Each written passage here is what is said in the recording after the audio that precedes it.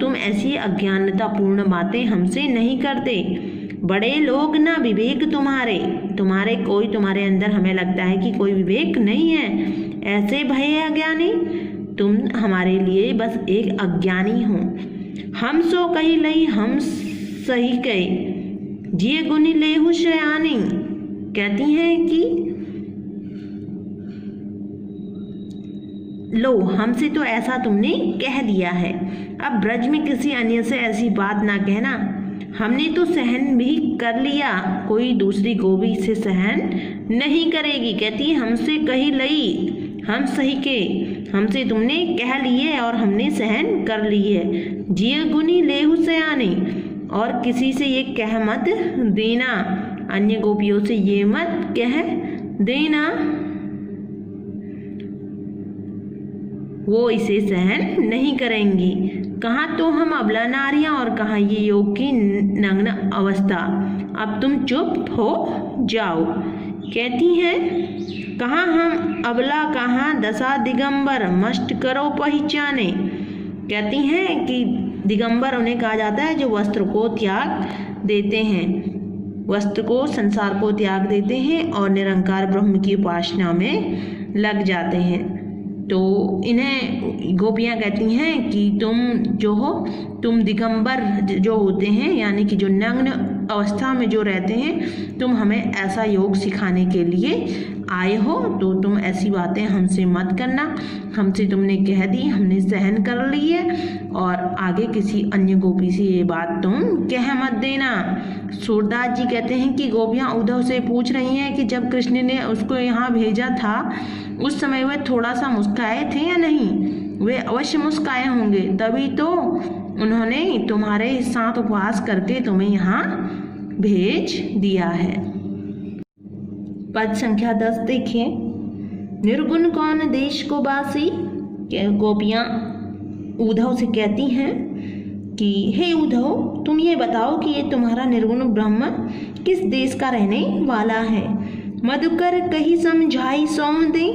कहती हैं हम तुमको शपथ दिलाकर सच सच पूछ रही हैं, कोई हंसी मजाक नहीं कर रही। बूझती साच न हंसी, सच में आपसे पूछ रही हैं, हम मजाक नहीं कर रही हैं। हंसी करना मतलब मजाक करना।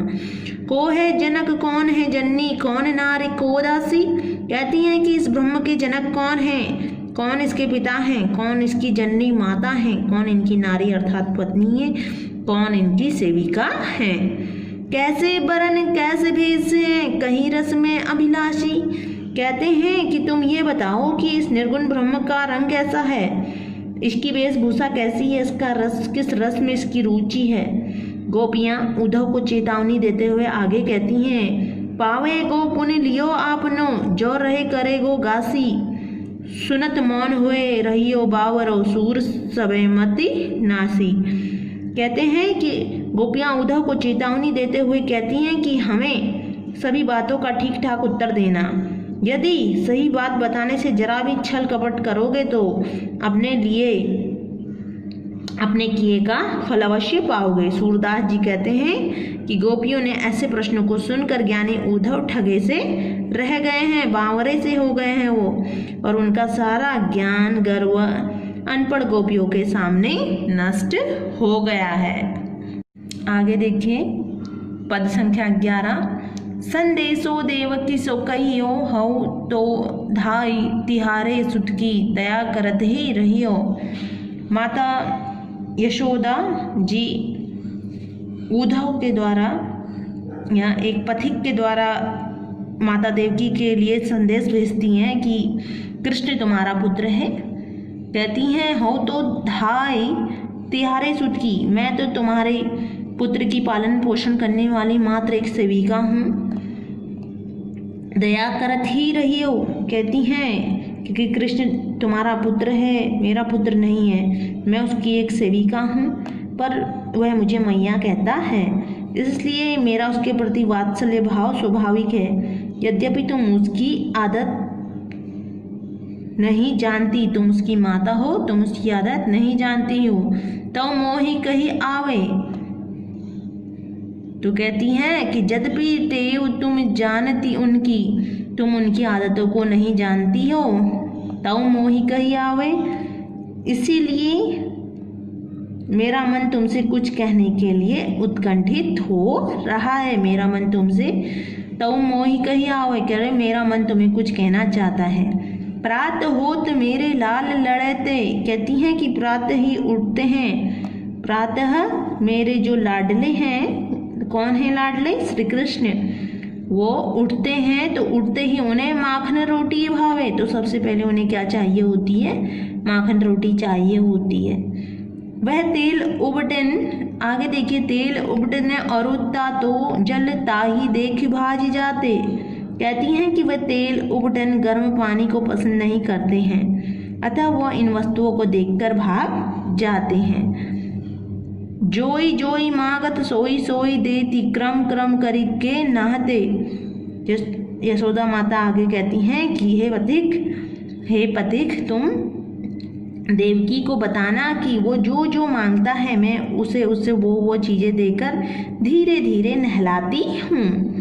आगे देखिए, सूर पथिक सुन मोहि रैनी दिन, कहती हैं कि सूरदास जी कहते हैं, माता यशोदा पथिक के सामने अपनी मन की दशा व्यक्त करते हुए कहती हैं कि मुझे तो रात दिन यही चिंता सताती रहती है कि मेरो अलक लड़े तो मोहन हवे करत संकोच, कि मेरा लाडला श्री कृष्ण अभी तुमसे कुछ मांगने में बहुत संकोच करता होगा।